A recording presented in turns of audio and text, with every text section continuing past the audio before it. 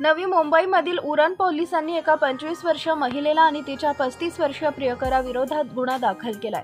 आरोपी महिलेने तिच्या 6 वर्षीय मुलाला प्रियकराबरोबरचे खासगी क्षण रेकॉर्ड करण्यास भाग पाडल्याचा ठपका ठेवण्यात आलाय।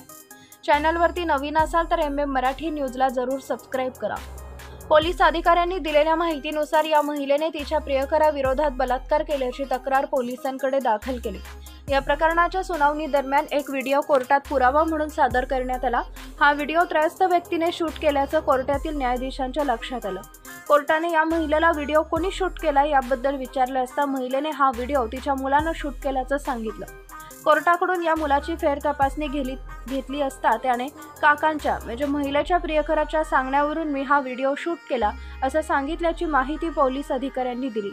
हा असता अश्लील व्हिडिओ या चिमुकल्यांकडून रेकॉर्ड करून घेण्यात आल्याचं कोर्टातील सुनावणी दरम्यान समोर आलंय।